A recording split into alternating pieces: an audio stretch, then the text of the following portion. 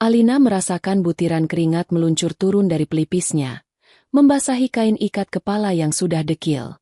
Tangannya yang mungil, kini kasar dan menebal, mencengkeram gagang sekop dengan mantap. Otot-otot lengannya yang biasanya hanya terbiasa mengangkat tas belanjaan atau dokumen-dokumen penting, kini terasa nyeri dan tegang karena harus mengaduk campuran semen dan pasir selama berjam-jam. Di sekelilingnya, deru mesin molen berpadu dengan teriakan para mandor dan dentuman palu yang memaku kerangka baja. Udara terasa berat, penuh dengan partikel debu yang menyesakkan napas dan aroma tanah basah yang menyengat. Inilah dunianya selama 3 minggu terakhir. Dunia yang ia ciptakan sendiri. Dari kejauhan, di bawah naungan kanopi sementara yang disediakan untuk jajaran manajemen, berdiri Doni, suaminya. Pria itu tampak bersih dan gagah dengan kemeja lapangan berwarna biru muda dan helm putih yang kontras dengan kulitnya yang sawo matang. Ia memegang sebuah tablet, jemarinya lincah menggeser layar, sesekali menunjuk ke arah tumpukan material seolah sedang memberikan instruksi penting. Padahal Alina tahu, Doni lebih banyak menghabiskan waktunya untuk memastikan penampilannya tetap sempurna daripada memastikan kualitas adukan semen di hadapannya. Bagi semua orang di proyek pembangunan kompleks ruko mewah, Nusantara megah, ini, Alina hanyalah Lina. Seorang janda dari desa yang butuh pekerjaan apa saja untuk menyambung hidup. Sebuah cerita latar yang ia karang dengan saksama, cukup menyedihkan untuk menimbulkan iba, namun cukup umum untuk tidak menarik perhatian berlebih. Tak seorang pun tahu bahwa setiap bata yang diletakkan, setiap sak semen yang diangkut, dan setiap rupiah yang dibayarkan untuk gaji mereka, termasuk gaji suaminya sendiri, berasal dari rekening bank atas nama Alina Prameswari, pemilik tunggal PT Alina Jaya Property. Keputusannya untuk menyamar bukanlah tanpa alasan. Pernikahan 8 tahunnya dengan Doni terasa semakin hambar. Doni, yang ia angkat dari staf biasa menjadi manajer lapangan di proyek terbesarnya, mulai menunjukkan gelagat aneh. Ia sering pulang larut dengan alasan rapat. Ponselnya selalu dalam mode senyap dan tidak pernah lepas dari genggamannya, dan tatapan mesranya telah berubah menjadi tatapan formalitas. Alina butuh bukti. Ia tidak mau mengambil keputusan hanya berdasarkan firasat. Ia ingin melihat dengan mata kepalanya sendiri. Siapa Doni sebenarnya saat ia berpikir tidak ada yang mengawasi. Woi, Lina, jangan melamun. Itu adukan keburu kering. Suara mandor membuyarkan lamunannya. Alina mengangguk cepat. Siap, Pak. Ia kembali mengayunkan skopnya dengan tenaga baru. Rasa lelah fisik ini tidak ada apa-apanya dibandingkan rasa lelah hatinya.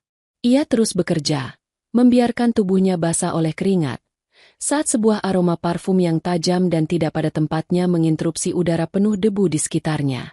Rika, staf administrasi proyek, berjalan melenggang dengan sepatu hak rendah yang tampak menggelikan di atas tanah yang tidak rata.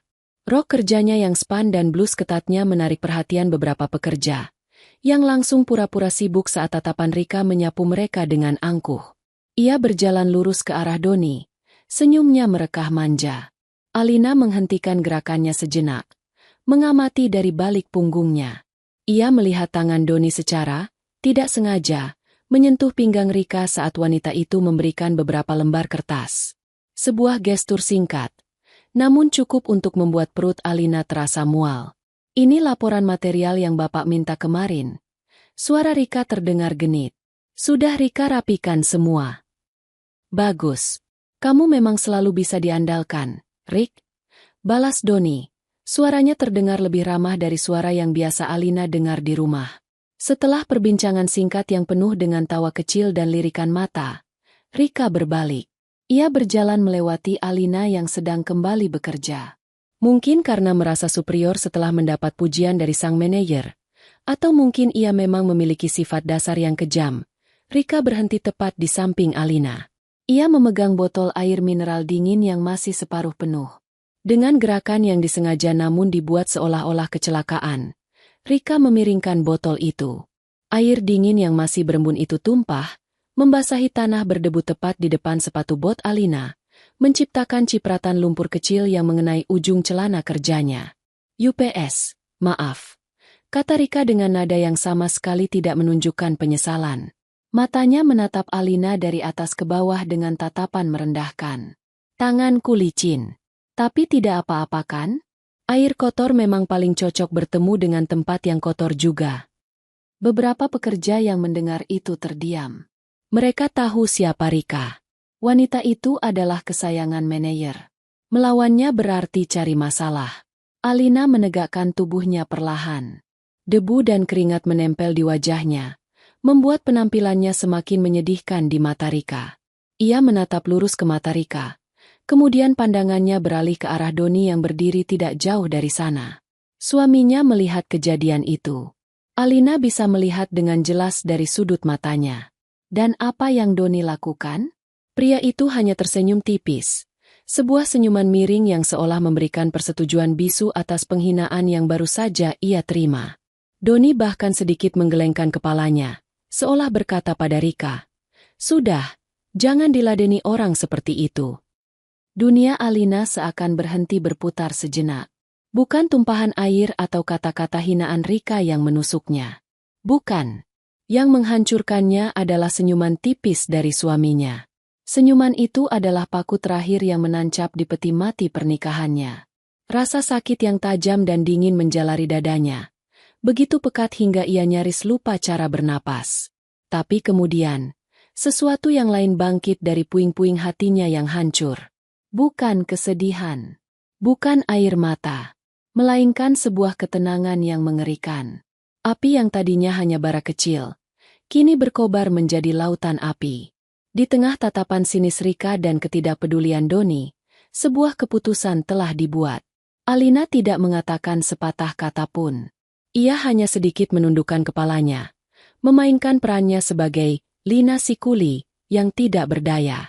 Ia kembali meraih skopnya dan melanjutkan pekerjaannya seolah tidak terjadi apa-apa. Rika merasa menang, tertawa kecil sebelum akhirnya melenggang pergi dengan angkuh. Doni kembali sibuk dengan tabletnya. Proyek terus berjalan. Namun di dalam diri Alina, sesuatu telah berubah selamanya. Ia akan menyelesaikan proyek ini. Bukan hanya proyek pembangunan ruko, tapi juga proyek pembalasan dendamnya. Dan ia akan memastikan bahwa setiap tawa sinis dan setiap senyuman meremehkan hari ini akan dibayar dengan harga yang sangat, sangat mahal. Pukul 8 malam, pintu sebuah unit Gria Tawang di lantai tertinggi sebuah gedung apartemen paling prestisius di Jakarta terbuka. Alina melangkah masuk, tubuhnya terasa remuk. Ia menutup pintu di belakangnya, menguncinya, dan bersandar sejenak. Sunyi. Hanya suara pendingin udara sentral yang berdengung pelan. Kontras yang luar biasa dengan kebisingan proyek yang memekakan telinga sepanjang hari. Ia berjalan melewati ruang tamu yang luas dengan sofa kulit Italia dan lukisan-lukisan abstrak mahal di dindingnya. Kakinya yang kotor meninggalkan jejak samar di atas lantai marmer yang mengilap. Ia tidak peduli. Apartemen ini adalah bentengnya, tempat di mana ia bisa melepaskan topeng, Lina si kuli, dan kembali menjadi dirinya sendiri. Rumah sederhana di pinggir kota yang ia tinggali bersama Doni hanyalah bagian dari panggung sandiwara. Alina langsung menuju kamar mandi utama yang lebih besar dari kamar tidur di rumah kontrakannya dengan Doni. Ia melepaskan pakaian kerjanya yang kotor dan bau keringat, melemparkannya ke keranjang cucian dengan kasar. Berdiri di bawah pancuran air hangat, ia membiarkan air itu membasuh debu dan lumpur dari tubuhnya. Ia menggosok kulitnya kuat-kuat, seolah ingin menghapus jejak hinaan Rika dan tatapan acuh tak acuh Doni. Tapi ia tahu, noda itu tidak menempel di kulitnya. Noda itu telah meresap jauh ke dalam hatinya. Setelah 20 menit, ia keluar dengan tubuh terbalut jubah mandi sutra yang lembut.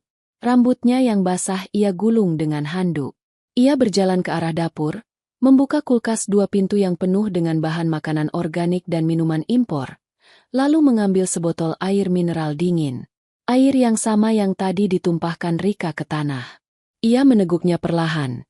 Matanya menatap kosong ke arah jendela raksasa yang menyajikan pemandangan kelap-kelip lampu kota dari ketinggian. Pemecatan. Itulah kata pertama yang melintas di benaknya. Ia bisa melakukannya dengan mudah. Satu panggilan telepon ke Wijoyo, direktur proyeknya yang setia. Dan besok pagi Doni serta Rika akan menjadi pengangguran. Selesai. Masalah beres. Tapi saat ia membayangkannya, tidak ada rasa puas sama sekali. Terlalu mudah. Terlalu cepat. Mereka akan pergi dengan sedikit kebingungan, mungkin sedikit kemarahan, tapi mereka tidak akan pernah benar-benar mengerti. Mereka tidak akan pernah merasakan secuil pun dari rasa sakit dan penghinaan yang ia rasakan. Penghinaan harus dibayar dengan penghinaan. Keangkuhan harus dihancurkan dengan cara merendahkannya hingga ke titik terendah. Alina meletakkan botol airnya dengan keras di atas meja marmer dapur, menimbulkan bunyi denting yang tajam. Sebuah ide mulai terbentuk di benaknya. Ide yang kejam, terperinci, dan akan memberikan kepuasan yang jauh lebih besar. Ia berjalan ke ruang kerjanya. Sebuah ruangan yang didominasi oleh rak buku setinggi langit-langit dan sebuah meja kayu mahoni besar.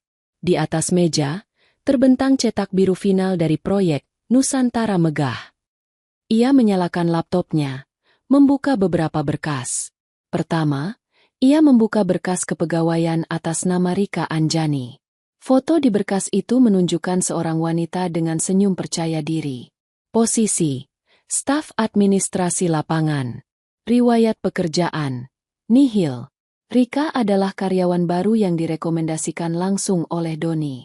Alina tersenyum sinis. Tentu saja.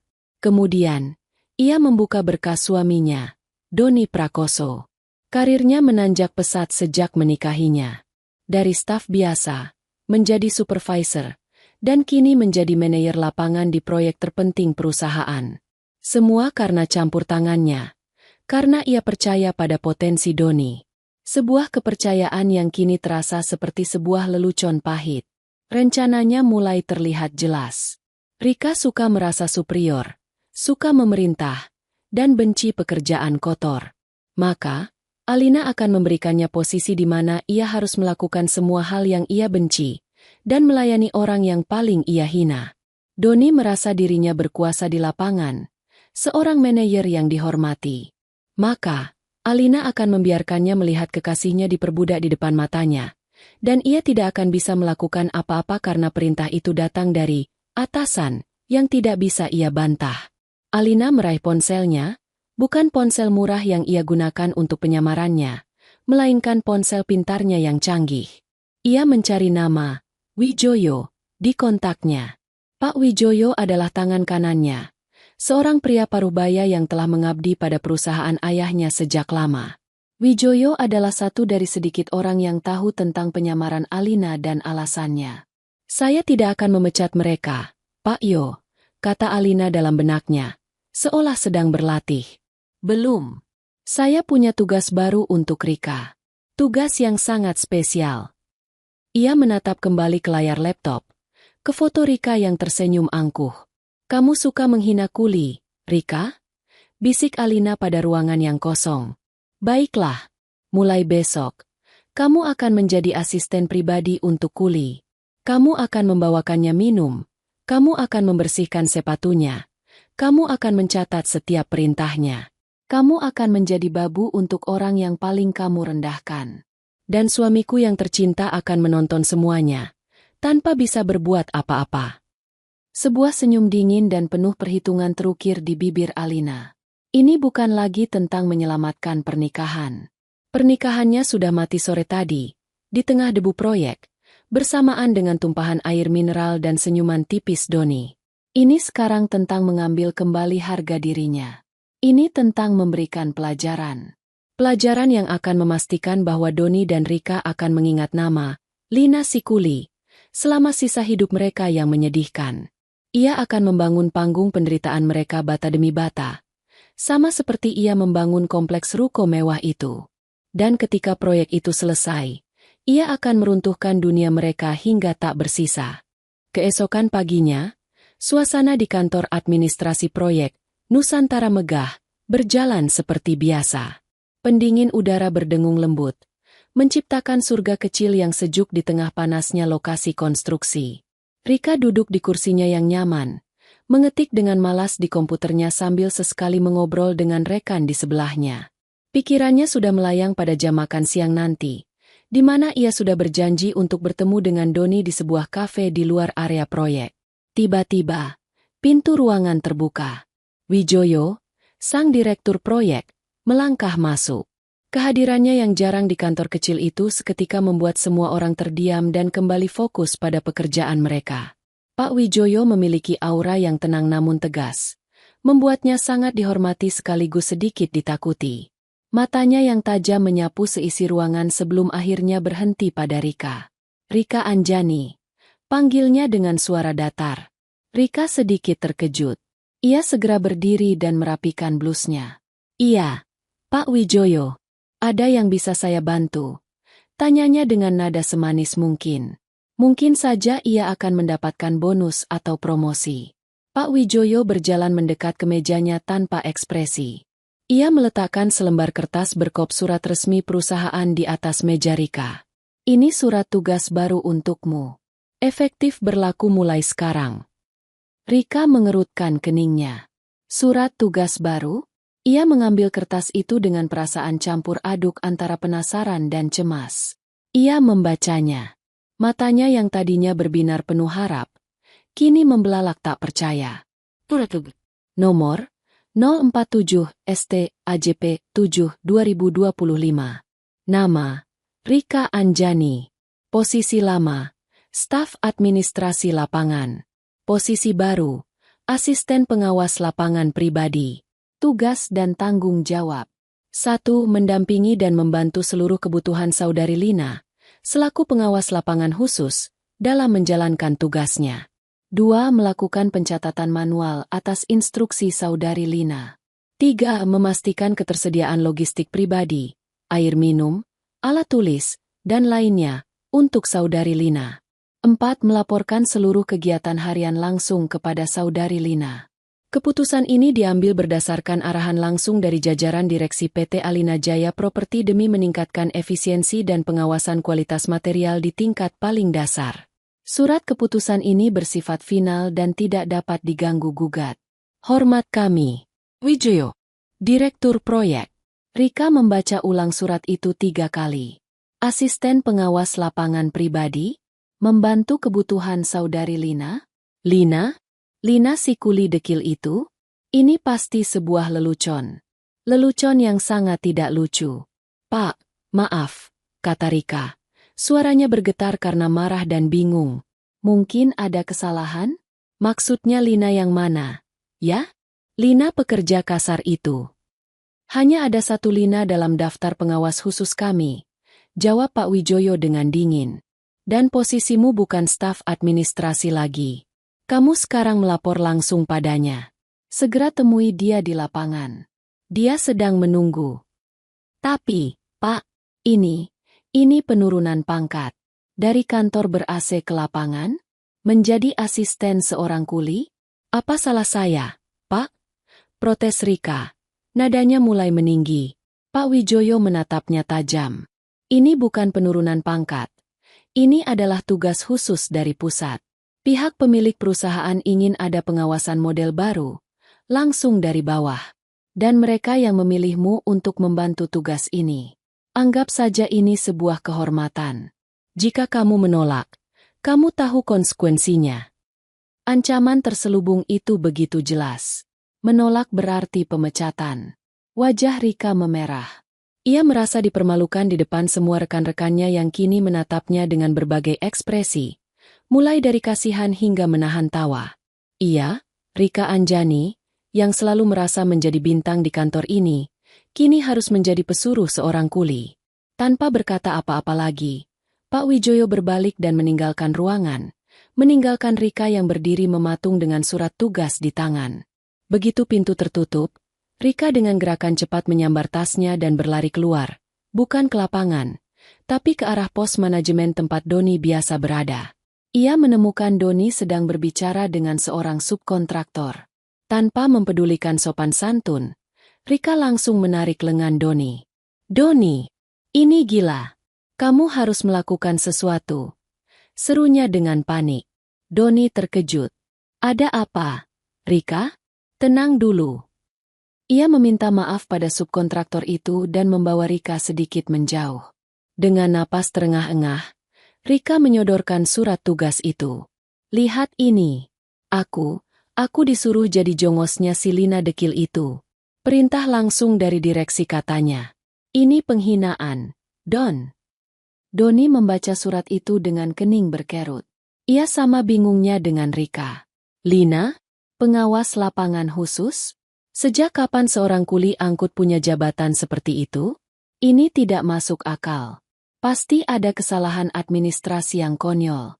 Tenang, tenang, kata Doni, mencoba menenangkan Rika sekaligus dirinya sendiri. Pasti ada salah paham.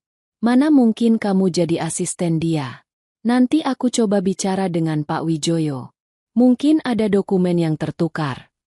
Kamu harus bicara sekarang, Don. Aku tidak mau.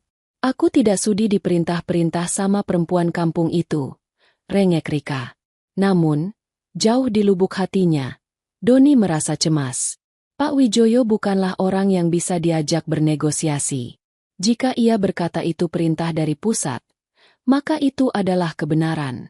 Tapi siapa di pusat yang bisa mengeluarkan perintah seaneh ini? Dan mengapa targetnya Rika? Dan mengapa melibatkan Lina? Sementara itu, di sudut lain proyek, Alina sedang bersandar pada tumpukan karung semen, meminum air dari botol plastik murahnya. Ia melihat dari kejauhan kepanikan Rika dan kebingungan Doni. Sebuah senyum tipis, nyaris tak terlihat, tersungging di bibirnya. Babak pertama dari sandiwaranya telah dimulai. Para aktornya sudah berada di atas panggung. Ia sangat tidak sabar untuk mendengar dialog pertama mereka. Lina. Sebuah suara memanggil. Alina menoleh. Salah seorang mandor berlari kecil ke arahnya. Itu. Kamu dicari sama asisten barumu. Perempuan dari kantor itu. Katanya disuruh Pak Wijoyo. Kata mandor itu dengan tatapan aneh. Jelas ikut bingung dengan struktur komando yang baru. Alina mengangguk pelan. Suruh dia ke sini. Ia menegakkan tubuhnya, memasang kembali ekspresi wajahnya yang datar dan sedikit lelah. Ia siap menyambut babu barunya. Permainan ini akan jauh lebih menyenangkan dari yang ia bayangkan. Rika berjalan dengan langkah yang ia paksakan agar terlihat normal. Namun setiap hentakan sepatunya di atas tanah keras seolah menyuarakan kemarahan yang bergejolak di dalam dadanya. Ia meninggalkan Doni yang masih tampak bingung dan berjanji akan mencari tahu. Sebuah janji yang terdengar kosong di telinga Rika. Ia kini harus menghadapi kenyataan yang tak masuk akal. Menemui Lina si kuli dan memulai tugasnya sebagai asisten pribadi. Babu. Kata itu terus berdengung di kepalanya seperti lebah yang terperangkap. Ia melihat Lina. Atau sekarang ia harus memanggilnya pengawas lapangan khusus, berdiri bersandar pada tumpukan sak semen. Wanita itu tampak sama seperti biasanya, dekil, berkeringat, dan memancarkan aura orang biasa yang pasrah pada nasib. Bagaimana bisa orang seperti ini tiba-tiba memiliki kekuasaan? Siapa dia sebenarnya? Pertanyaan-pertanyaan itu berputar-putar. Namun egonya menolak untuk mencari jawaban yang logis.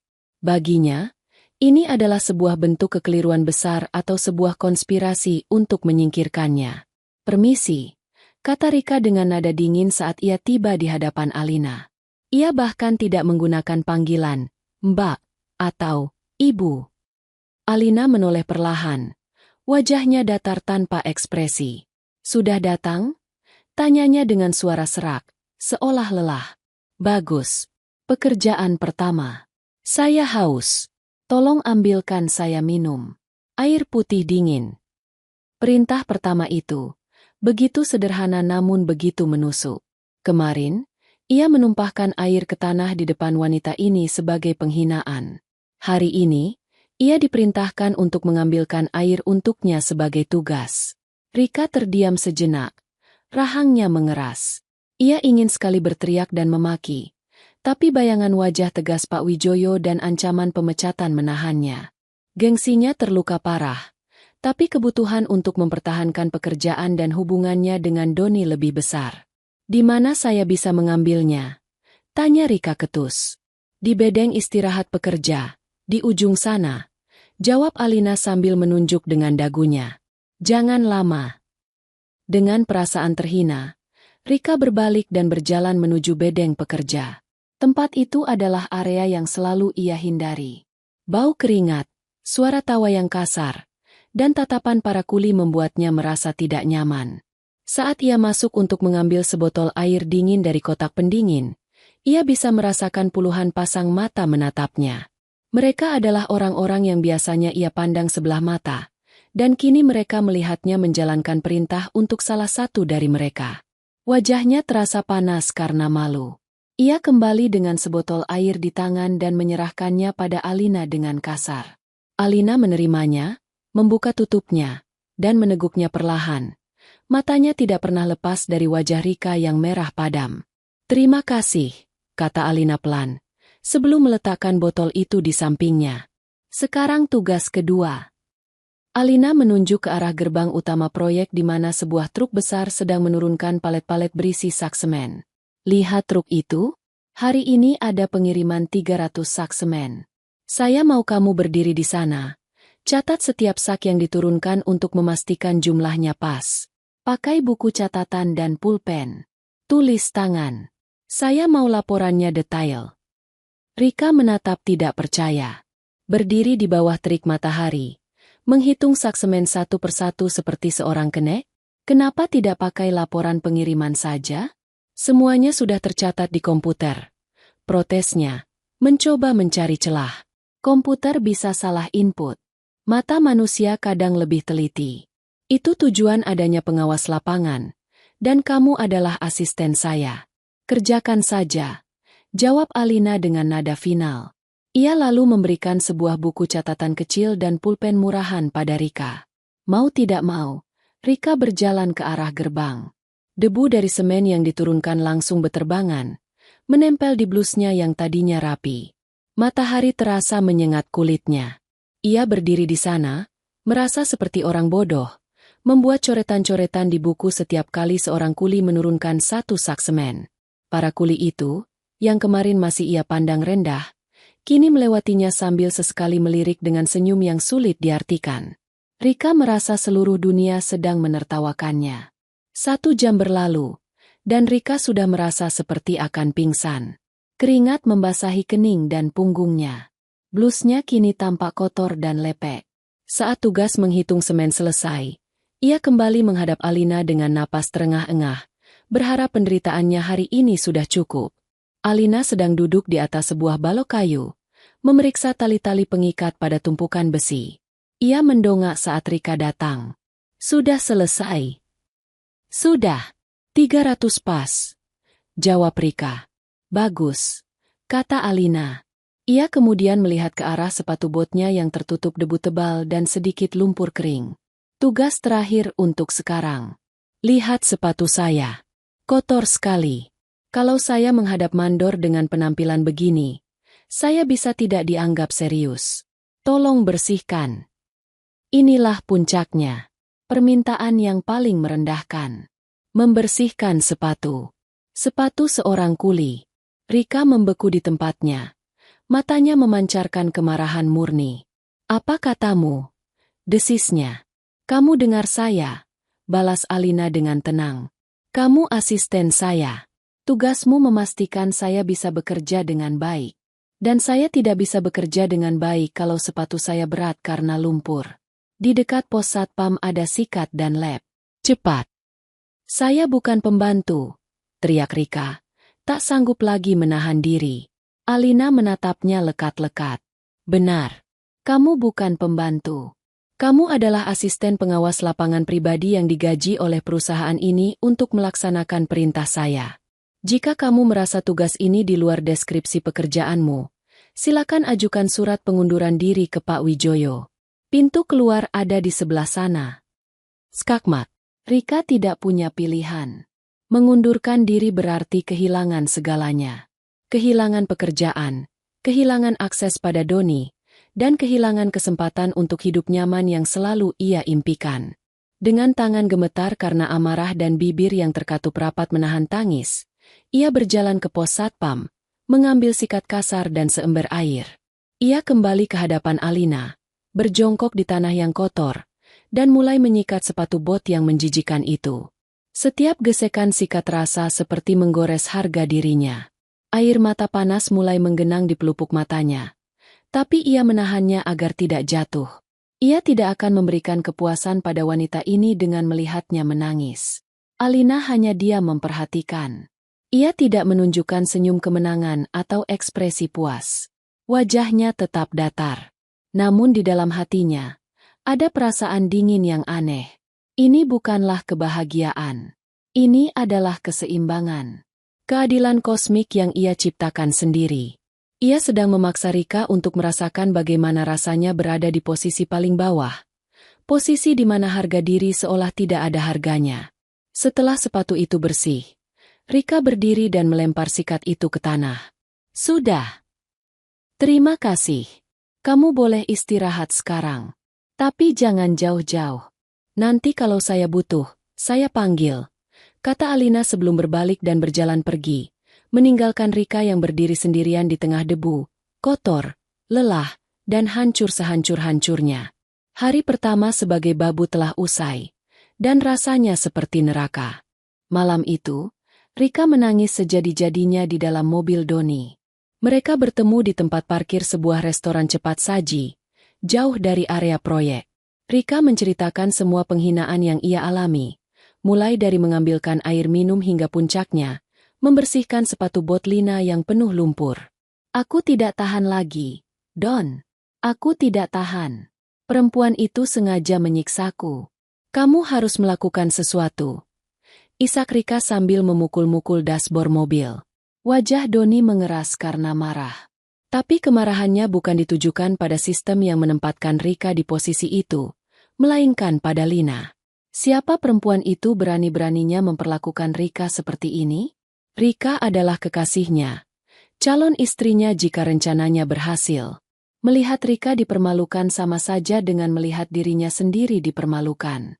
Aku sudah coba bicara dengan Pak Wijoyo tadi sore, geram Doni. Dia hanya bilang ini perintah rahasia dari Dewan Direksi di Jakarta.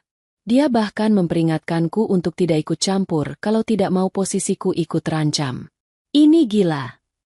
Jadi kamu akan diam saja? Kamu akan membiarkan aku dijadikan keset oleh kuli itu? Tantang Rika dengan mata merah. Tentu saja tidak, balas Doni. Dengar. Sabar sebentar. Biarkan aku mencari tahu siapa orang di Jakarta yang memberikan perintah ini. Pasti ada cara untuk menghentikannya. Untuk sementara, coba hindari dia sebisa mungkin. Menghindar? Dia itu pengawasku. Aku harus menempel padanya setiap saat. Doni menghela napas frustrasi. Ia merasa terjebak. Di satu sisi, ia tidak ingin kehilangan Rika. Di sisi lain, ia juga tidak mau kehilangan jabatannya yang sudah ia raih dengan susah payah. Untuk pertama kalinya, ia merasa tidak memiliki kendali penuh di proyeknya sendiri. Keesokan harinya, penderitaan Rika berlanjut. Kali ini, Alina menyuruhnya berdiri di bawah terik matahari sambil memegangi payung besar untuk melindunginya saat ia memeriksa pondasi sebuah ruko. Alina sengaja melakukannya di area yang ramai, di mana banyak pekerja dan mandor berlalu lalang. Rika berdiri kaku seperti patung, wajahnya menahan malu, sementara Alina duduk santai di sebelahnya sambil pura-pura membaca cetak biru. Tepat pada saat itulah Doni melintas. Ia baru saja selesai rapat dengan tim insinyur. Ketika ia melihat pemandangan itu, darahnya seketika mendidih. Rikanya, wanita cantik yang selalu ia banggakan, kini tampak seperti seorang dayang-dayang yang melayani Ratu Dekil. Harga dirinya sebagai seorang pria dan seorang manajer tercabik-cabik. Tanpa pikir panjang, ia berjalan cepat menghampiri mereka. Para pekerja yang melihat sang manajer datang dengan wajah marah, langsung menyingkir. Lina, bentak Doni. Suaranya keras dan penuh amarah. Alina mendongak perlahan, memasang wajah sedikit bingung dan takut. Persis seperti reaksi yang diharapkan dari seorang kuli rendahan yang dibentak oleh atasannya. Iya, Pak Manajer. Apa-apaan ini? Kamu pikir kamu siapa? Menyuruh staf kantor memayungimu seperti ini. Rika tampak sedikit lega melihat Doni akhirnya turun tangan membelanya. Alina berdiri. Ia sengaja membuat tubuhnya terlihat sedikit lebih rendah dari Doni. Maaf, Pak. Saya hanya menjalankan tugas pengawasan. Matahari sangat terik. Saya pusing. Kalau saya pingsan, pekerjaan pengawasan bisa terganggu. Rika, sebagai asisten saya, Hanya membantu agar tugas dari direksi bisa berjalan lancar. Logika jawaban itu, yang disampaikan dengan nada polos dan patuh, membuat Doni semakin marah karena ia tidak bisa menyanggahnya. Saya tidak peduli. Kamu jangan mentang-mentang. Tahu diri kamu itu siapa? Kamu itu cuma kuli, teriak Doni. Telunjuknya menuding lurus ke wajah Alina. Alina menunduk, memainkan perannya dengan sempurna. Iya, Pak. Saya tahu. Saya hanya menjalankan perintah, Pak Manayer. Dan Rika hanya menjalankan tugasnya sesuai surat keputusan. Apa ada yang salah dengan prosedur, Pak? Kata, prosedur, dan surat keputusan adalah senjata pamungkas Alina. Doni tahu ia tidak bisa melawan itu. Ia bisa saja menyeret Rika pergi. Tapi itu berarti melawan perintah langsung dari direksi, sebuah tindakan bunuh diri karir. Ia menatap Alina dengan geram, lalu beralih ke Rika yang menatapnya penuh harap. Tapi yang bisa Doni lakukan hanyalah mengepalkan tangannya dan pergi dengan gusar, meninggalkan Rika yang kembali putus asa. Alina memperhatikan punggung Doni yang menjauh. Di balik topeng ketakutannya, matanya berkilat dingin. Konfrontasi itu justru memberinya kesempatan. Setelah Doni pergi, ia berkata pada Rika, "Saya mau ke toilet. Kamu tunggu di sini." Namun, Alina tidak pergi ke toilet. Ia berjalan memutar ke belakang barak-barak pekerja yang sepi.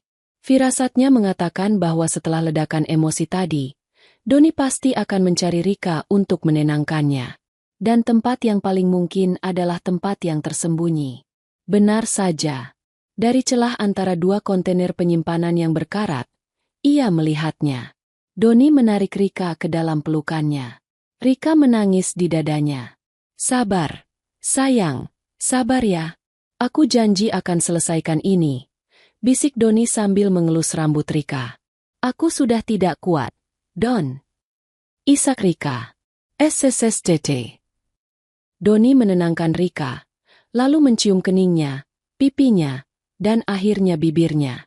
Sebuah ciuman yang dalam dan putus asa. Alina berdiri diam tak bergerak dari tempat persembunyiannya. Hatinya tidak merasakan sakit lagi. Sudah kebas. Yang ada hanyalah konfirmasi dingin atas pengkhianatan yang sudah ia ketahui. Dengan tangan yang stabil, ia mengeluarkan ponsel murahnya. Kamera ponsel itu berkualitas buruk, gambarnya agak pecah, tapi sudah lebih dari cukup. Ia merekam adegan itu selama hampir 1 menit. Ciuman itu, pelukan itu, bisikan-bisikan mesra itu. Setelah selesai merekam, ia memasukkan kembali ponselnya ke dalam saku celananya yang kumal. Ia tidak akan menggunakan video ini untuk menggugat cerai di pengadilan. Video ini punya tujuan yang jauh lebih pribadi. Ini adalah pengingat untuk dirinya sendiri. Setiap kali ada sedikit saja rasa ragu atau iba muncul di hatinya, ia akan melihat video ini. Video yang membuktikan bahwa ia tidak sedang menghukum orang yang tidak bersalah. Ia sedang menjalankan sebuah keadilan yang tertunda.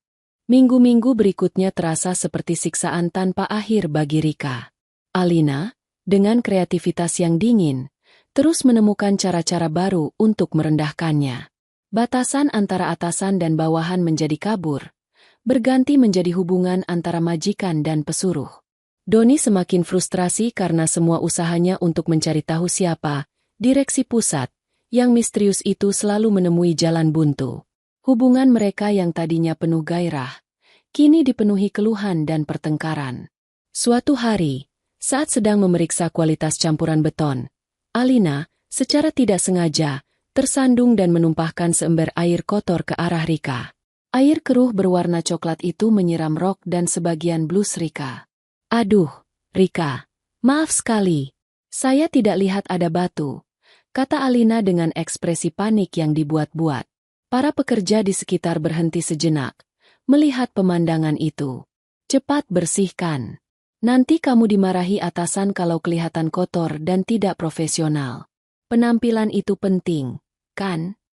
Sindiran tajam itu menusuk Rika tepat di jantungnya. Ia selalu membanggakan penampilannya, dan kini ia harus berdiri dengan pakaian basah dan kotor, sementara orang yang menyebabkannya justru menasihatinya tentang penampilan. Dengan gigi bergemeretak, Rika mengambil lap kotor dari salah seorang pekerja dan mencoba membersihkan nodanya, yang justru membuat pakaiannya semakin kotor. Di lain hari, Alina memutuskan bahwa ia perlu meninjau ulang semua dokumen pengiriman barang selama sebulan terakhir untuk mencari anomali. Namun, alih-alih melakukannya di kantor administrasi yang sejuk, ia memilih lokasi kerja yang baru, sebuah kontainer kosong yang biasa digunakan untuk menyimpan perkakas bekas. Siang itu matahari bersinar sangat terik, mengubah kontainer logam itu menjadi oven raksasa. Kita kerja di sini saja, Rika. Lebih tenang, tidak ada yang mengganggu, kata Alina sambil menumpuk puluhan map berdebu di atas sebuah meja reot di dalam kontainer. Rika masuk dengan enggan. Udara di dalam begitu panas dan pengap hingga ia kesulitan bernapas. Tidak ada kipas angin, apalagi pendingin udara. Keringat langsung membanjiri tubuhnya. Bantu saya periksa semua ini, Rika. Cocokkan nomor seri di surat jalan dengan catatan di buku besar. Perintah Alina. Mata saya sudah agak rabun kalau melihat tulisan kecil-kecil begini terlalu lama. Selama 3 jam berikutnya, mereka terkurung di dalam neraka panas itu. Alina tampak tidak terpengaruh, seolah sudah terbiasa dengan suhu ekstrim. Sementara Rika merasa kepalanya pusing, tenggorokannya kering, dan kesabarannya menipis hingga ke utas terakhir. Ia merasa seperti sedang disiksa secara perlahan. Proyek pembangunan ruko itu sendiri sudah memasuki tahap akhir. Pemasangan atap hampir selesai, dinding-dinding sudah berdiri kokoh, dan pekerjaan interior akan segera dimulai.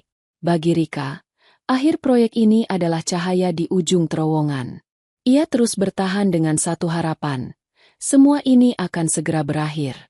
Setelah proyek selesai, ia akan meminta Doni untuk menikahinya. Doni pasti akan mendapat bonus besar dari proyek ini, dan mereka bisa memulai hidup baru, jauh dari bayang-bayang Lina si kuli gila. Alina tahu persis apa yang ada di pikiran Rika. Ia bisa melihatnya dari binar putus asa di mata wanita itu setiap kali ia melihat progres pembangunan.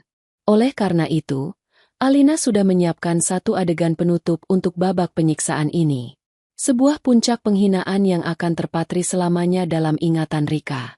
Sore itu, hujan baru saja reda, menyisakan genangan lumpur di beberapa area proyek yang belum diratakan. Alina memanggil Rika. Di tangannya, ia memegang sebuah map tebal. Rika, ini penting sekali, kata Alina dengan nada serius. Ini draft laporan akhir yang harus saya serahkan ke Pak Wijoyo besok pagi. Isinya evaluasi saya selama di lapangan. Sangat rahasia. Rika menatap map itu dengan curiga, tapi ia terlalu lelah untuk berdebat. Mereka berjalan melewati area yang paling becek. Tiba-tiba, Alina menjerit kecil seolah-olah kakinya tergelincir. Map tebal di tangannya terlepas dan jatuh dengan suara plak yang memuakkan, tepat ke tengah genangan lumpur yang paling besar dan paling kotor. Wajah Alina menunjukkan kepanikan yang sangat meyakinkan. Astaga! Rika, tolong! Laporannya. Itu harus diselamatkan. Serunya dengan histeris. Ambil cepat. Jangan sampai tintanya luntur semua. Ini menyangkut nasib seluruh pekerja di sini. Rika terpaku. Ia menatap map yang setengah terendam dalam cairan coklat kental dan menjijikan itu. Kemudian ia menatap Alina. Ini adalah perintah yang paling tidak masuk akal dan paling merendahkan dari semuanya. Mengambil sampah dari lumpur. Cepat, Rika. Tidak ada waktu lagi. Desak Alina. Beberapa pekerja yang berada di dekat situ berhenti dan menonton. Mereka melihat sang asisten cantik dari kantor itu kini dihadapkan pada pilihan yang mustahil. Dengan perasaan kalah total, Rika akhirnya melangkah maju. Ia tidak punya pilihan. Ancaman bahwa laporan itu menyangkut nasib semua orang, meskipun mungkin bohong, membuatnya tidak bisa menolak. Ia berjongkok di tepi genangan. Dengan tangan gemetar karena jijik dan marah, ia menjulurkan tangannya ke dalam lumpur yang dingin dan licin itu. Ia merasakan lumpur itu menyelinap di antara jari-jarinya saat ia meraih map tersebut. Ia mengangkatnya. Map itu kini basah, berat, dan tertutup seluruhnya oleh lumpur bau. Ia membawanya ke pinggir, meletakkannya di atas tanah yang agak kering, dan dengan sapu tangan yang sudah kumal, ia mulai membersihkan lumpur itu lembar demi lembar. Air mata penghinaan akhirnya mengalir di pipinya, bercampur dengan kotoran. Alina berdiri memperhatikannya. Ekspresinya sulit dibaca. Setelah Rika selesai membersihkan sebisanya, Alina mengambil map itu. "Terima kasih banyak, Rika. Kamu sudah menyelamatkan pekerjaan saya," katanya dengan nada lega. Saat Rika berjalan pergi dengan bahu terkulai, dikalahkan oleh rasa jijik dan putus asa, Alina membuka map tersebut. Di dalamnya bukanlah laporan penting yang bisa menentukan nasib banyak orang. Isinya hanyalah tumpukan kertas HVS kosong yang sengaja ia ambil dari mesin fotokopi kantor pagi tadi. Puncak penghinaan itu ternyata dibangun di atas sebuah kebohongan. Permainan akan segera berakhir, dan Alina sudah menyiapkan panggung untuk babak final. Udara pagi itu terasa berbeda. Aroma debu dan semen yang selama berbulan-bulan menjadi parfum utama proyek Nusantara Megah, kini telah digantikan oleh wangi semerbak karangan bunga ucapan selamat yang berjejer rapi di sepanjang jalan masuk. Kompleks ruko yang tadinya hanyalah kerangka besi dan beton, kini berdiri megah dengan cat baru yang mengilap, jendela-jendela kaca yang memantulkan langit biru, dan plang nama penyewa pertama yang sudah terpasang. Hari ini adalah hari peresmian. Hari perayaan dan kemenangan. Bagi Doni dan Rika, ini adalah hari pembebasan. Mereka tiba di lokasi acara dengan mobil Doni yang baru saja dicuci hingga berkilau. Keduanya tampil memukau. Doni mengenakan setelan batik semi-formal terbaiknya yang membuatnya tampak seperti eksekutif muda yang sukses. Sementara Rika, seolah ingin menebus semua hari-hari kotornya, mengenakan gaun koktail berwarna merah menyala yang memeluk tubuhnya dengan sempurna, riasan wajahnya tebal dan tanpa celah, rambutnya ditata di salon. Ia kembali menjadi Rika yang angkuh dan glamor, bahkan mungkin lebih dari sebelumnya. Penderitaan selama beberapa minggu terakhir seolah terlupakan. Baginya, itu hanyalah sebuah ujian aneh yang kini telah berakhir. Ia berhasil melewatinya. Sekarang adalah waktunya memetik hasil. "Lihat, sayang, semua ini, aku yang memimpin pembangunannya," kata Doni dengan dada membusung, menyapu pandangannya ke deretan ruko yang megah. "Setelah bonus dari proyek ini cair, kita tidak perlu lagi sembunyi-sembunyi. Kita cari rumah yang bagus, di kawasan elit." Rika tersenyum manja dan menyelipkan lengannya di lengan Doni. "Dan aku akan langsung berhenti kerja. Tentu saja. Aku tidak sudi lagi menginjakan kaki di tempat ini," katanya, matanya melirik sinis ke arah tenda besar yang disediakan untuk para pekerja.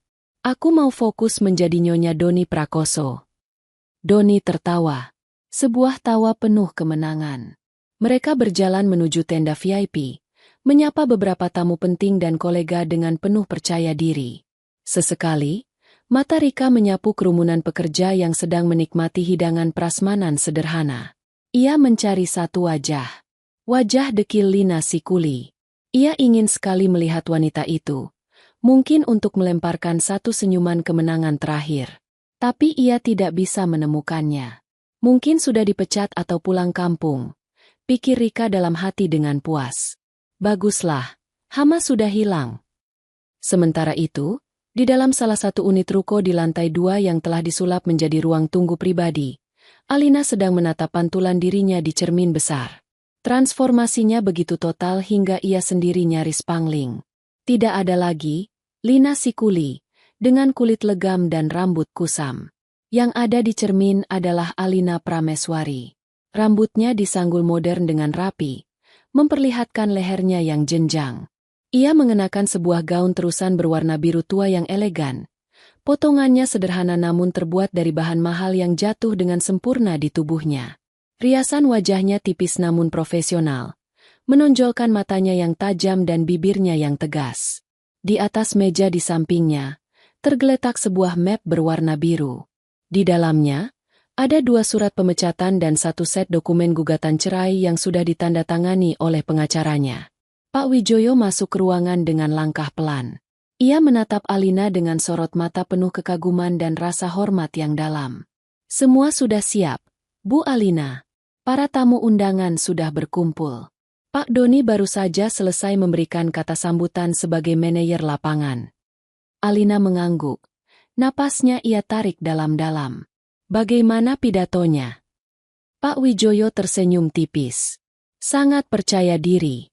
Beliau berterima kasih pada semua pihak, terutama pada jajaran direksi yang telah mempercayainya. Sebuah senyum dingin terukir di bibir Alina. Bagus. Biarkan dia menikmati panggungnya sejenak. Ia berdiri, merapikan gaunnya, dan mengambil map biru itu. Sudah waktunya pertunjukan yang sesungguhnya dimulai. Di panggung utama, acara sedang mencapai puncaknya. Pembawa acara, seorang pria dengan suara bariton yang menggema, sedang membakar semangat para hadirin. Hadirin sekalian, sebuah karya megah tidak akan pernah terwujud tanpa adanya visi dan keberanian dari seorang pemimpin, seru MC itu. Kita telah mendengar dari manajer lapangan yang hebat. Kita telah melihat hasil kerja keras ratusan pekerja. Dan sekarang, tibalah saat yang kita tunggu-tunggu. Momen di mana kita akan bertemu langsung dengan sosok di balik kesuksesan proyek Nusantara megah ini. Doni dan Rika, yang duduk di barisan paling depan, menegakkan punggung mereka. Mereka menatap ke arah pintu masuk utama, membayangkan sosok seorang konglomerat tua atau pengusaha asing yang akan muncul. Inilah kesempatan mereka untuk menjilat dan mencari muka pada sang pemilik. Tanpa perlu berpanjang kata lagi, lanjut sang MC, suaranya semakin dramatis. Marilah kita berikan tepuk tangan yang paling meriah untuk pemilik tunggal dari PT Alina Jaya Property, Ibu Alina Prameswari. Nama itu menggema di seluruh area acara. Alina. Doni mengerutkan kening. Nama yang sangat familiar. Rika juga merasakan hal yang sama. Kebetulan sekali namanya sama, pikir Rika. Lalu, dari sisi panggung, seorang wanita melangkah keluar. Seorang wanita dengan gaun biru tua yang elegan, berjalan dengan langkah anggun dan penuh percaya diri menuju tengah panggung. Saat itulah dunia Doni dan Rika seakan berhenti berputar, lalu hancur berkeping-keping. Waktu seolah melambat. Setiap langkah Alina menuju tengah panggung terasa seperti sebuah dentuman lonceng di telinga Doni. Matanya terpaku pada sosok wanita itu. Siluetnya, postur tubuhnya, cara ia berjalan, semuanya begitu familiar. Tapi kemasannya begitu asing. Gaun mewah, tatanan rambut sempurna, aura kekuasaan yang tak terbantahkan. Namun wajah itu, ya Tuhan, wajah itu. Wajah istrinya. Wajah yang sama yang selama ini ia lihat dalam balutan daster di rumah. Wajah yang sama yang selama berbulan-bulan ia lihat tertutup debu dan keringat di proyek. Wajah Lina Sikuli. Alina. Bisik Doni. Suaranya tercekat di tenggorokan. Darah seolah surut dari wajahnya, menyisakan kekosongan yang dingin dan pucat. Keringat dingin mulai membasahi pelipisnya. Kakinya terasa lemas, tak mampu menopang tubuhnya. Di sampingnya, reaksi Rika tidak kalah hebat. Mulutnya sedikit terbuka, matanya membelalak ngeri. Otaknya yang cerdas dalam merancang tipu muslihat kini gagal total memproses informasi yang masuk. Lina. Alina. PT Alina Jaya Property. Potongan-potongan puzzle yang selama ini berserakan, kini menyatu dengan kekuatan brutal, membentuk sebuah gambar yang mengerikan. Wanita yang selama ini ia perbudak, ia hina, ia jadikan babu, adalah pemilik dari semua ini. Pemilik dari proyek, pemilik dari perusahaan, pemilik dari gaji yang ia terima, pemilik dari nasibnya. Tidak mungkin. Desis Rika. Ia merasakan mual yang hebat naik ke kerongkongannya. Gaun merahnya yang megah kini terasa seperti kostum badut yang konyol. Di barisan para pekerja, keheningan yang tadinya penuh rasa hormat kini berubah menjadi riak-riak keterkejutan. Mereka saling berbisik. Loh, itu kan si Lina. Lina yang biasa angkut semen itu. Kok bisa? Jadi dia bos besarnya. Pantas saja Rika dari kantor disuruh jadi asistennya. Ya ampun. Semua tatapan aneh, semua perintah janggal, semua keanehan selama beberapa minggu terakhir kini menemukan jawabannya. Mereka bukan sedang menyaksikan seorang kuli yang beruntung, Mereka sedang menyaksikan seekor singa betina yang selama ini menyamar menjadi seekor domba. Alina tiba di tengah panggung. Pak Wijoyo, dengan punggung yang lurus, menyambutnya dengan sebuah anggukan hormat yang dalam. Sebuah gestur yang menegaskan segalanya. Pembawa acara, yang sedikit bingung dengan reaksi hening dari barisan VIP, menyerahkan mikrofon kepada Alina. Alina meraih mikrofon itu dengan tangan yang tenang. Ia berdiri sejenak. Matanya menyapu seluruh hadirin. Dari para pejabat di barisan depan, para kolega bisnis, hingga para pekerja yang berdiri di belakang. Akhirnya, matanya berhenti dan terkunci pada dua sosok yang duduk membeku di barisan paling depan. Doni dan Rika. Ia menatap mereka tanpa ekspresi, namun tatapannya terasa menembus hingga ke tulang sumsum. Ia berdeham pelan, dan suaranya yang jernih dan tegas terdengar melalui pengeras suara. Selamat pagi. Terima kasih atas kehadiran Bapak, Ibu, dan seluruh rekan-rekan kerja pada hari yang berbahagia ini. Ia memulai pidatonya dengan formalitas biasa. Berterima kasih pada tim, pada kontraktor, pada pemerintah daerah. Doni dan Rika hanya bisa duduk mematung. Setiap kata dari bibir Alina terdengar seperti vonis. Kemudian, nada bicara Alina berubah. Senyum tipis yang penuh arti terukir di bibirnya. Namun, proyek ini bukan hanya sekadar bisnis bagi saya. Proyek ini juga memberikan saya sebuah pengalaman pribadi yang sangat berharga dan membuka mata saya. Lanjutnya, suaranya kini terdengar lebih personal. Seluruh hadirin menyimak dengan saksama. Selama beberapa bulan terakhir, saya memutuskan untuk turun langsung ke lapangan. Bukan sebagai direktur, tapi sebagai pekerja biasa. Dengan nama samaran, Lina. Sebuah desahan kolektif terdengar dari seluruh penjuru tenda. Kini semua orang mengerti. Doni menundukkan kepalanya dalam-dalam, berharap lantai di bawahnya bisa terbelah dan menelannya hidup-hidup. Rika gemetar hebat. Tangannya mencengkeram gaunnya sendiri hingga buku-buku jarinya memutih. Saya belajar banyak hal, kata Alina. Matanya masih tertuju pada Rika. Saya belajar tentang arti kerja keras yang sesungguhnya. Saya juga belajar tentang karakter manusia. Saya belajar bagaimana rasanya dipandang sebelah mata. Bagaimana rasanya dihina hanya karena penampilan luar. Dan dalam perjalanan saya itu, saya tidak sendirian. Alina berhenti sejenak, membiarkan ketegangan menggantung di udara. Perusahaan, demi efisiensi, menugaskan seorang asisten pribadi untuk membantu saya. Seorang staf yang berdedikasi tinggi, yang dengan setia melayani semua kebutuhan saya di lapangan. Mulai dari mengambilkan minum, mencatat secara manual, hingga membersihkan sepatu saya saat kotor. Setiap detail yang ia sebutkan adalah sebuah tamparan tak terlihat bagi Rika. Wajah wanita itu kini sepucat mayat. Dedikasi seperti ini harus diberi penghargaan, kata Alina. Suaranya terdengar manis, namun menyimpan racun yang mematikan. Karena itu, di hadapan Anda semua, saya ingin secara pribadi memberikan penghargaan khusus tersebut. Alina mengangkat kepalanya. Tatapannya menyapu barisan depan hingga menemukan targetnya. Rika Anjani, silakan naik ke atas panggung. Perintah itu terdengar seperti ledakan di tengah keheningan. Semua kepala serempak menoleh ke arah Rika.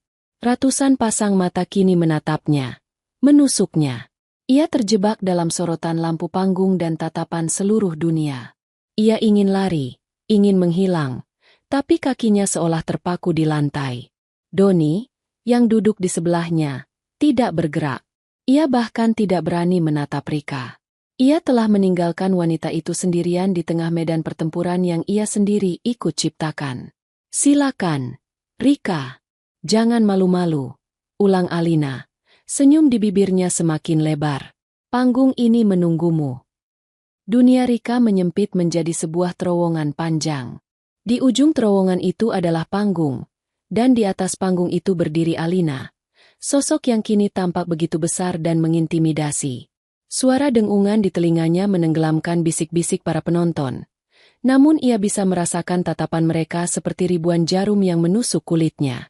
Setiap langkah yang ia ambil dari kursinya menuju tangga panggung terasa seberat melangkah di atas lautan lumpur. Gaun merahnya yang tadi terasa seperti baju zirah kemenangan, kini terasa seperti kain kafan yang memalukan. Ia menaiki beberapa anak tangga dengan kaki gemetar. Setibanya di atas panggung, ia berdiri sekitar 2 meter dari Alina, tidak berani menatap matanya.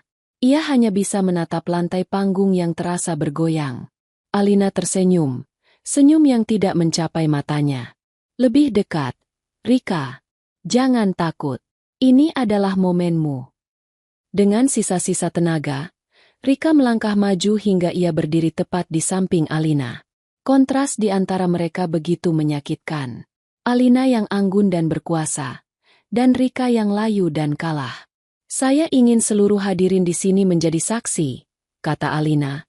Suaranya kembali menggema. Betapa saya sangat menghargai pelayanan yang diberikan oleh saudari Rika. Saya tidak akan pernah melupakan hari di saat Anda dengan sengaja menumpahkan air ke dekat kaki saya, lalu berkata. Alina berhenti sejenak, menatap lurus ke mata Rika yang kini penuh dengan air mata ketakutan. Air kotor memang paling cocok bertemu dengan tempat yang kotor juga. Saya ingat setiap katanya. Rika tersentak seolah baru saja ditampar. Ia tidak menyangka Alina mengingat detail itu. Anda mungkin berpikir saya lupa, lanjut Alina. Tapi seorang pemimpin yang baik harus memiliki ingatan yang kuat, bukan? Bukan hanya untuk mengingat data dan angka, tapi juga untuk mengingat karakter orang-orang di sekitarnya. Alina memberi isyarat pada operator di belakang panggung. Seketika, layar raksasa di belakang mereka yang tadinya menampilkan logo perusahaan, kini berubah menjadi hitam. Lalu sebuah video diputar. Gambarnya sedikit goyang dan tidak jernih, persis seperti rekaman dari ponsel murahan. Tapi objeknya sangat jelas. Video itu menampilkan sudut tersembunyi di antara 2 kontainer berkarat. Di sana, terlihat sosok Doni dan Rika. Doni sedang memeluk Rika dengan erat, dan kemudian, ia mendaratkan sebuah ciuman panjang di bibir Rika. Seluruh isi tenda menahan napas. Terdengar beberapa pekikan tertahan. Itu adalah bukti perselingkuhan yang tak terbantahkan, dipertontonkan di hadapan ratusan orang, termasuk kolega, bawahan, dan tamu-tamu penting. Doni, yang sejak tadi menunduk, kini mengangkat kepalanya dengan paksa. Wajahnya menunjukkan horor dan amarah yang tak berdaya. Ia melihat pengkhianatannya diputar ulang untuk konsumsi publik. Rika terhuyung mundur. Tangannya menutup mulutnya. Tidak. Bisiknya lirih. Video berhenti. Layar kembali menampilkan logo PT Alina Jaya Property. Keheningan yang menyelimuti terasa begitu berat dan memekakan. Alina kembali menatap Rika. Kali ini tatapannya sedingin es. Anda tidak hanya menghina saya sebagai manusia, tapi Anda juga secara tidak etis menjalin hubungan dengan suami saya, yang juga merupakan atasan Anda di proyek ini. Anda merusak rumah tangga saya dan merusak profesionalisme di lingkungan kerja. Alina mengangkat tangannya yang memegang map biru. Maka dari itu, Rika Anjani, inilah penghargaan yang paling pantas untukmu. Atas nama PT Alina Jaya Property, untuk semua perilakumu, dengan ini kamu saya pecat. Suara Alina yang tegas dan dingin terdengar seperti ketukan palu hakim. Rika jatuh berlutut di atas panggung. Isak tangisnya akhirnya pecah. Tidak peduli lagi pada ratusan pasang mata yang menatapnya dengan campuran iba dan jijik. Namun, Alina belum selesai. Ia membiarkan Rika menangis di lantai panggung, dan kini ia mengalihkan seluruh perhatiannya pada sosok suaminya yang duduk membeku di barisan depan. Dan untukmu, kata Alina. Suaranya kini bergetar karena emosi yang ia tahan selama ini. Doni Prakoso, suamiku. Doni tidak berani mengangkat wajahnya. Ia tahu gilirannya telah tiba. Selama 8 tahun aku mendukungmu. Aku mengangkatmu dari bukan siapa-siapa, memberimu kepercayaan, memberimu posisi, memberimu kehidupan yang nyaman. Dan ini balasanmu? Kau bersekongkol dengan kekasihmu untuk menghina istrimu sendiri di depan umum, tanpa kau sadari bahwa setiap bata di proyek yang kau banggakan ini, dibeli dengan uang istrimu. Alina membuka map biru itu. Ia mengeluarkan selembar surat. Ini, surat pemecatanmu dari perusahaan ini. Semua fasilitas, mobil, dan tunjangan akan dicabut efektif hari ini. Ia meletakkan surat itu di mimbar, lalu mengeluarkan dokumen lainnya yang lebih tebal. Dan yang ini, lebih penting. Ini adalah surat gugatan cerai. Pengacaraku akan segera menghubungimu. Seluruh aset atas namaku akan kembali padaku. Rumah yang kau tinggali saat ini adalah milikku. Kau punya waktu 24 jam untuk mengosongkannya. Alina menatap suaminya untuk terakhir kalinya. Kau selalu bermimpi menjadi orang besar. Doni, kau selalu merasa lebih hebat dariku. Sekarang, lihatlah dirimu. Kau bukan siapa-siapa lagi. Kau tidak punya pekerjaan, tidak punya istri, dan tidak punya harga diri. Ia meletakkan dokumen-dokumen itu di mimbar dengan gerakan final. Ia kemudian memberi isyarat pada 2 orang petugas keamanan berbadan tegap yang sudah siaga di sisi panggung. Satpam, perintah Alina dengan suara yang tidak menerima bantahan. Tolong antarkan Bapak Doni Prakoso dan Ibu Rika Anjani keluar dari properti saya. Sekarang juga. Petugas keamanan itu segera bergerak. 1 orang membantu Rika yang lemas untuk berdiri, sementara yang lain menghampiri Doni. Doni tidak melawan. Ia berdiri seperti robot, matanya kosong. Mereka berdua, sang manajer yang gagah dan sang primadona kantor, kini digiring keluar seperti 2 orang pesakitan. Mereka berjalan melewati lorong penghakiman, di antara tatapan para tamu yang menyingkir untuk memberi jalan. Pintu menuju neraka baru saja terbuka untuk mereka. Alina tetap berdiri tegak di atas panggung, menyaksikan mereka pergi hingga hilang dari pandangan. Dadanya terasa sesak, namun juga ringan. Beban itu akhirnya terangkat. Pertunjukan telah usai. 1 tahun berlalu. Roda waktu berputar tanpa ampun, mengangkat sebagian orang dan menggilas yang lainnya hingga tak berbentuk. Kabar mengenai Doni dan Rika menyebar seperti api di kalangan industri properti dan konstruksi. Kisah perselingkuhan dan pemecatan dramatis di hari peresmian itu menjadi legenda. Sebuah cerita peringatan tentang konsekuensi dari arogansi dan pengkhianatan. Akibatnya, tidak ada satupun perusahaan terkemuka yang mau menyentuh mereka. Nama mereka sudah masuk daftar hitam. Doni, yang terbiasa hidup mewah, jatuh bangkrut dengan cepat.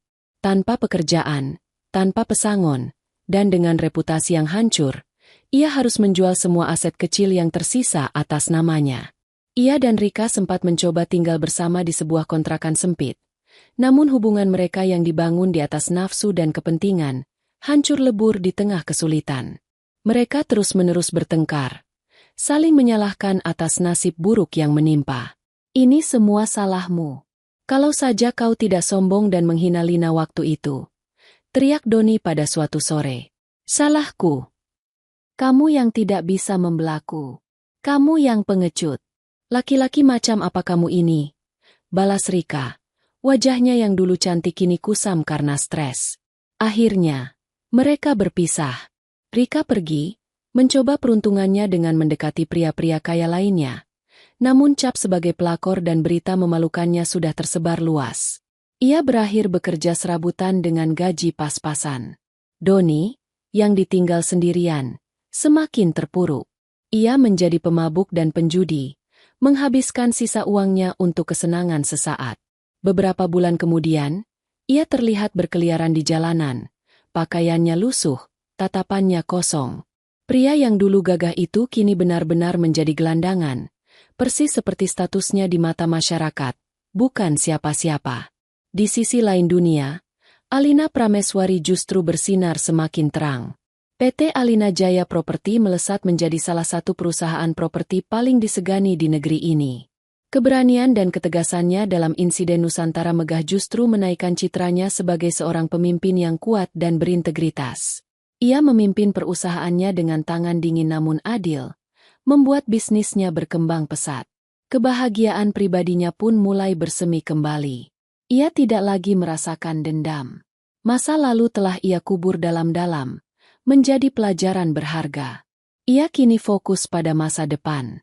Suatu hari, dalam sebuah rapat untuk proyek ambisius barunya, sebuah kawasan superblok ramah lingkungan, ia bertemu dengan Bima Nugraha. Bima adalah seorang arsitek muda yang namanya sedang naik daun. Dikenal karena desainnya yang jenius, inovatif, dan berkelanjutan. Ia tampan, dengan rahang tegas dan senyum hangat yang meneduhkan. Tapi bukan itu yang membuat Alina terkesan. Melainkan otaknya yang brilian dan visinya yang sejalan dengannya. Pertemuan kerja mereka seringkali berlanjut hingga larut malam. Mereka tidak hanya membahas struktur bangunan atau material, tapi juga filosofi, seni, dan kehidupan. Ada sebuah percikan intelektual dan emosional di antara mereka. Bima tidak melihat Alina sebagai janda kaya atau bos yang harus dijilat. Ia melihat Alina sebagai seorang wanita yang cerdas, kuat, dan luar biasa. Saya pernah mendengar cerita tentang peresmian proyek Nusantara Megah, kata Bima suatu malam, saat mereka sedang menikmati kopi di kantor Alina yang menghadap pemandangan kota. Cerita tentang pemiliknya yang menyamar. Saya selalu penasaran, orang seperti apa yang bisa melakukan hal itu. Saya tidak pernah menyangka orangnya ternyata sehebat ini.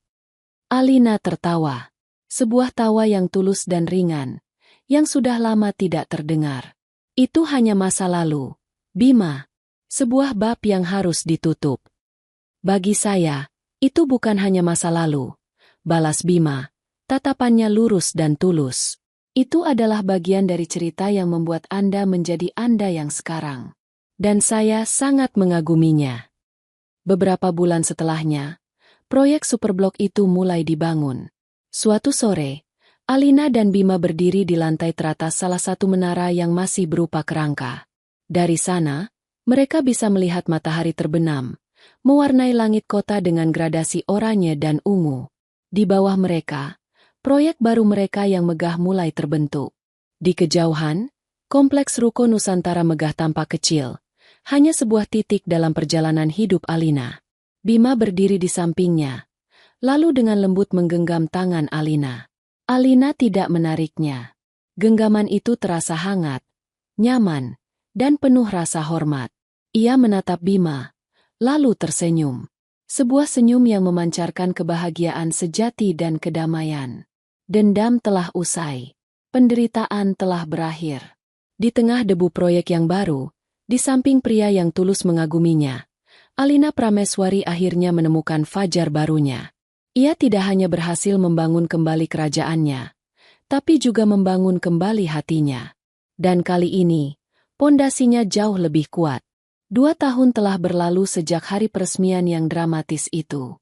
Langit Jakarta masih sama sibuknya. Namun bagi Alina, warnanya terasa jauh lebih cerah. Proyek Superblok, Bima Sena Center, yang ia kembangkan bersama Bima kini menjadi ikon baru di jantung kota. Menara-menara kembarnya yang menjulang dengan desain arsitektur hijau yang memukau menjadi bukti nyata dari visi dan kerja keras mereka. Hubungan mereka pun tumbuh seiring dengan kokohnya bangunan itu. Dari rekan kerja, menjadi sahabat, lalu menjadi sepasang kekasih yang tak terpisahkan. Malam itu, setelah rapat panjang dengan investor asing, Alina dan Bima memutuskan untuk melakukan sesuatu yang sederhana. Mereka tidak pergi ke restoran mewah atau bar di puncak gedung. Sebaliknya, Bima mengajak Alina ke sebuah kawasan kuliner kaki lima yang legendaris, tempat sate ayam favoritnya sejak masa kuliah. Kamu yakin seorang CEO sepertimu mau makan di tempat seperti ini? Goda Bima sambil memarkir mobilnya di bahu jalan yang ramai.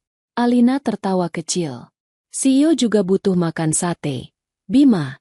Lagi pula, aku pernah menjadi kuli angkut semen. Tempat seperti ini terasa jauh lebih nyaman daripada beberapa ruang rapat yang pernah kumasuki. Mereka duduk di bangku plastik sederhana, memesan 2 porsi sate dengan lontong. Suasana riuh, aroma arang yang terbakar, dan suara tawa orang-orang di sekitar mereka menjadi musik latar yang menyenangkan. Disinilah Alina merasa paling hidup, sebagai dirinya sendiri, bukan sebagai figur publik. Ia bahagia. Sebuah kebahagiaan yang tenang dan otentik, yang tidak perlu ia buktikan kepada siapapun. Saat mereka sedang asyik menikmati makanan, seorang pria dengan rompi oranye pudar menghampiri mobil-mobil yang parkir di dekat mereka. Ia mengetuk kaca sebuah mobil, meminta uang parkir, lalu berjalan sempoyongan ke mobil berikutnya. Gerakannya lesu, wajahnya tertunduk. Alina tidak begitu memperhatikannya pada awalnya, hingga pria itu berhenti sejenak di bawah cahaya lampu jalan. Cahaya itu menerangi wajahnya yang kusam dan tirus, rambutnya yang acak-acakan, dan matanya yang kosong. Jantung Alina berhenti berdetak sejenak. Ia kenal wajah itu. Meskipun kini dipenuhi kerutan penderitaan dan tampak 10 tahun lebih tua, ia sangat mengenalnya. Itu Doni, mantan suaminya. Pria yang dulu begitu ia cintai dan begitu ia benci, kini menjadi seorang juru parkir liar, memungut recehan dari para pengendara. Setelan mahal dan jam tangan mewah telah berganti menjadi rompi pudar dan tatapan tanpa harapan. Seolah merasakan ada yang menatapnya, Doni mengangkat wajahnya. Pandangan mereka bertemu selama sepersekian detik. Di mata Doni, Alina melihat kilatan keterkejutan, yang dengan cepat berubah menjadi rasa malu yang luar biasa, lalu ketakutan. Ia seolah melihat hantu dari masa lalunya yang gemilang. Doni buru-buru membuang muka, menarik topinya lebih dalam, dan bergegas pergi ke ujung jalan yang lebih gelap, mencoba menghilang di antara kerumunan. Alina hanya diam. Tatapannya mengikuti punggung yang kini bungkuk itu hingga tak terlihat lagi. Tidak ada amarah di hatinya. Tidak ada rasa kemenangan. Yang ada hanyalah rasa iba yang hambar dan jauh. Ia seperti sedang melihat sebuah film lama yang sudah tidak lagi relevan dengan kehidupannya. Gema dari masa lalu itu terdengar, namun suaranya begitu lemah dan tidak lagi memiliki kekuatan untuk mengganggunya. Bima, yang menyadari perubahan raut wajah Alina, meletakkan tusuk satenya. "Ada apa, Al? Kamu kenal orang itu?" tanyanya dengan lembut. Alina mengalihkan pandangannya dari kegelapan tempat Doni menghilang, kembali menatap wajah Bima yang penuh perhatian. Ia tersenyum tipis. "Seseorang dari masa lalu," jawabnya pelan. "Seseorang yang sudah tidak penting lagi." Hanya itu. Tidak ada penjelasan lebih lanjut. Dan Bima, dengan kedewasaannya, tidak bertanya lagi. Ia mengerti bahwa ada beberapa pintu yang lebih baik dibiarkan tertutup. Ia hanya mengulurkan tangannya di atas meja dan menggenggam tangan Alina dengan erat. Sebuah gestur sederhana yang mengatakan, "Aku di sini, kamu aman." Alina membalas genggaman itu, merasakan kehangatan dan kekuatan dari pria di hadapannya. Pertemuan tak terduga itu justru menjadi penegas. Penegas bahwa ia telah benar-benar sembuh. Hantunya tidak lagi menakutkan. Bab itu telah benar-benar berakhir. Kini, ia bisa menatap ke depan tanpa perlu menoleh ke belakang lagi.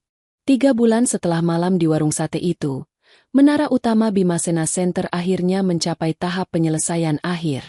Helipad di puncaknya sudah siap digunakan, menyajikan pemandangan 360 derajat kota Jakarta yang tak ada duanya. Suatu sore, Bima mengajak Alina naik ke puncak menara itu dengan alasan ingin memeriksa kualitas akhir pemasangan lampu landasan. Saat mereka melangkah keluar dari lift dan menuju helipad, Alina tertegun. Tempat itu tidak terlihat seperti area konstruksi. Beberapa lampu taman minimalis telah dipasang, dan di tengah-tengahnya ada sebuah teleskop yang diarahkan ke cakrawala. Angin sore bertiup sepau-sepau, membawa ketenangan yang langka di tengah hiruk-pikuk kota. "Pemeriksaan lampu?" tanya Alina sambil tersenyum. Tahu bahwa ini bukan sekadar kunjungan kerja biasa. Bima tersenyum balik. "Anggap saja begitu. Tapi ada hal lain yang ingin kutunjukkan padamu." Ia menuntun Alina ke tepi helipad. Mereka berdiri berdampingan, menatap kota yang terhampar di bawah kaki mereka. Gedung-gedung pencakar langit, jalanan yang padat, dan di kejauhan, sisa-sisa cahaya matahari yang akan terbenam. "Lihat semua itu, Al," kata Bima. Suaranya terdengar dalam dan tulus. "Kita membangunnya. Bukan hanya gedung ini. Tapi kita membangun lapangan kerja, membangun harapan, membangun sebuah komunitas. Selama 3 tahun terakhir, aku menghabiskan waktuku membangun berbagai macam hal bersamamu." Alina mendengarkan dalam diam. Hatinya mulai berdebar. Kita membangun gedung-gedung dari baja dan beton. Kita membangun sebuah bisnis dari nol. Kita membangun sebuah kemitraan yang didasari oleh rasa hormat dan kepercayaan. Lanjut Bima, kini ia berbalik untuk menatap Alina sepenuhnya. Matanya memancarkan keseriusan dan cinta yang begitu dalam. Aku sudah membangun banyak hal bersamamu, Alina. Tapi ada satu hal lagi yang sangat ingin kubangun. Sesuatu yang pondasinya bukan beton, tapi cinta. Sesuatu yang atapnya bukan baja, tapi kebahagiaan. Bima mengambil napas dalam-dalam. Lalu ia berlutut dengan satu kaki di hadapan Alina. Dari saku jasnya, ia mengeluarkan sebuah kotak bludru kecil berwarna